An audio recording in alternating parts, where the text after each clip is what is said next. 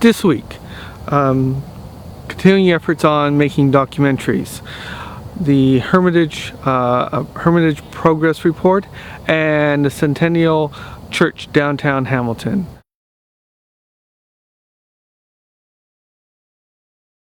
Documentaries.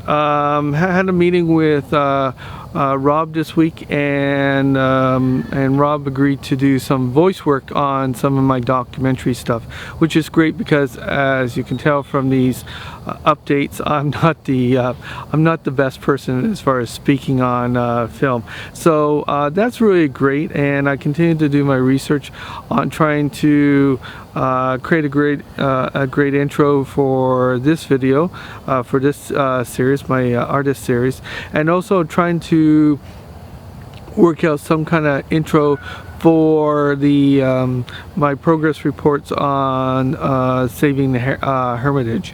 I need something short. I have to find some music. I have to find appropriate graphics for the beginning, and so I'm trying to struggle.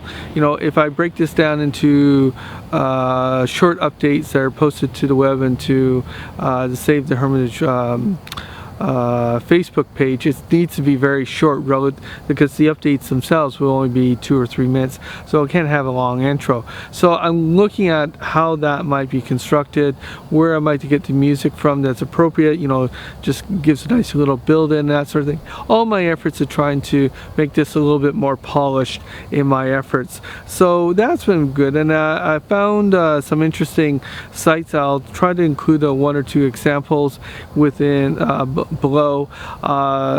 There's a student did or an independent filmmaker did in New York City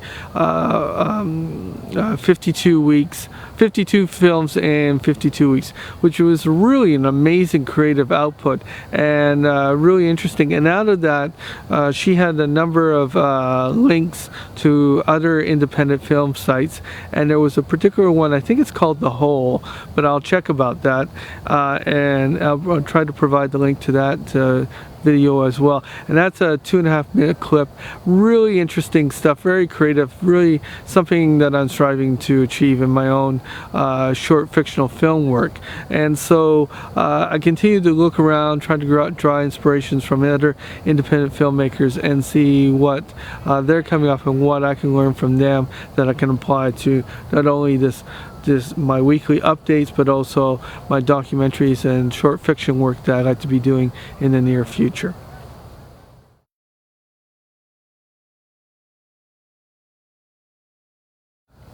The Hermitage.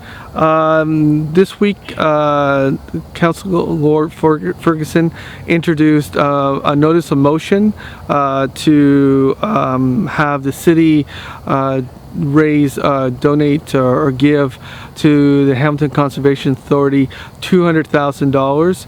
Then another $200,000 would come from the Conservation Authority, and so there's a motion within that motion, there's asking council to allow the Conservation Authority to repurpose that money from what it was previously dedicated to, which was the partial demolition. I didn't realize it was dedicated to that, but apparently it is, and allow it to be used as part of a larger fund to restore the Hermitage walls so that they stand and don't pose a danger and are not in a danger of falling down.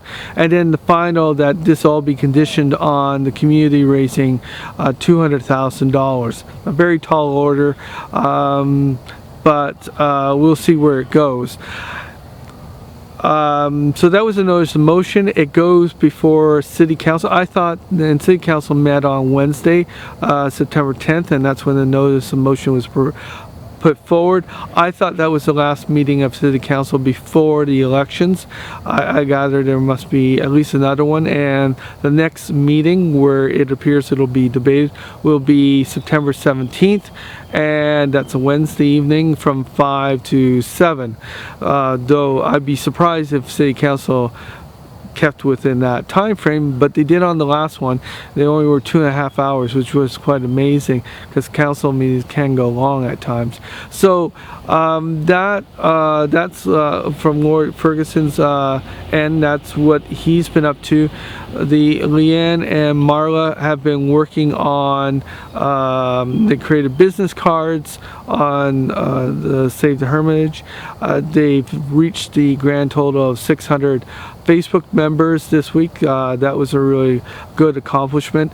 And this Sunday they're on an internet radio program called Nocturnal Frequency Radio, and this is I got a guy out of Toronto who does a weekly radio internet radio broadcast on all things paranormal. And Marla and Leanne are going to be part of that show, and they're doing it. I wasn't sure if they were all going to meet in a studio or not. If they were going to meet in a studio, what I've done is I would have made arrangements to come down and film that. But apparently they're going to be Skyping, so they will Skype. Marla will Skype from her home and Leanne from hers, and then it all gets combined together into a live broadcast that goes out on the air. And that's again, it's Nocturnal Frequency Radio, and that's on Sunday evening. And of course, by the time you see that would have passed. But I will put a link on the blog page, because I do believe the broadcasts are archived, and so you can check on that.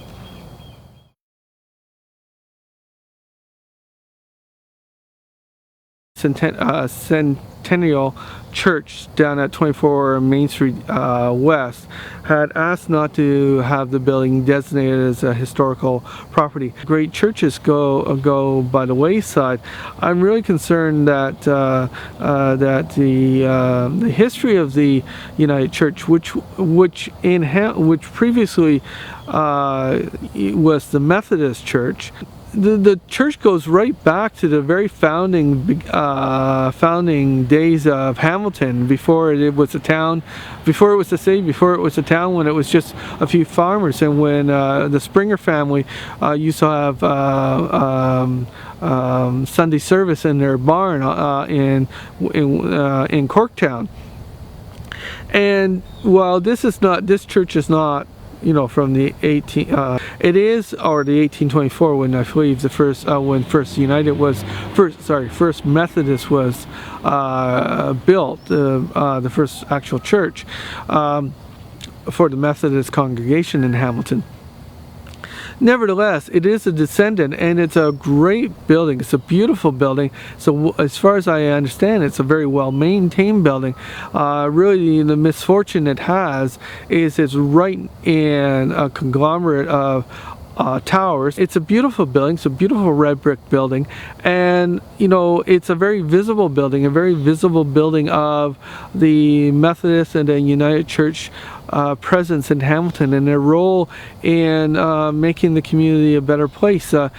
We have a lot of social services now, and we might complain about the level of social services and whether they're being properly funded and reaching to all the people who are in need. But in the days before there was a government role in providing services, social services, the church really played that role. And the Methodist Church in the 19th century Hamilton played a significant role in helping the disadvantaged and the working poor in Hamilton. And it would be really a shame to lose the physical presence of that legacy of helping Hamilton's not wealthy. Now the Methodists was in the 19th century also had a lot of very well-off members, but it had a history of serving the community, and serving the community for those who were less fortunate. And it seems to me that if all the churches, all the United Churches and their roots into the Methodist past are lost, that would be a really great shame, and really would be erasing the really honorable and noble history that the United and Methodist congregations have contributed over the years to Hamilton. Physical loss of a building like that would be a great shame, and I really hope that they do agree to a heritage designation, so that the future owner, assuming that they sell that building, will have to take the time to talk to the city and consider what options there might be available, and not really abandon their heritage that was in the city, which in a way, if they don't let the city designate the building, that might be the consequence of that, that a developer will come in and with no requirement to talk to the city at all about how it might adaptively reuse the building, and so that there's a win-win situation. He might just go ahead and tear it down. It is a very big building, and it does have the same footprint problems as a large building. What do you do with that large building, especially if you want to put an office tower on that location? How could you incorporate that into the existing structure? But there are creative solutions, creative examples out there for that sort of thing, assuming that you just use the building like using it as a public speaking space.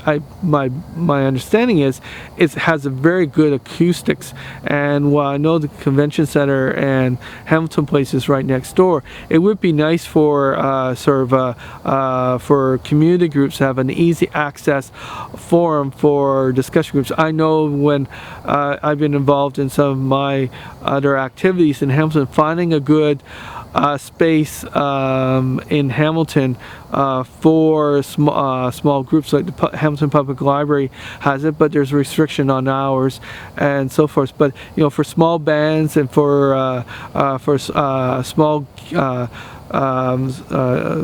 meetings with guest speakers, it would be a fantastic space to adopt, with parking in Hamilton Place and the convention center that could be readily accessible at affordable rates, unlike some other venues in Hamilton.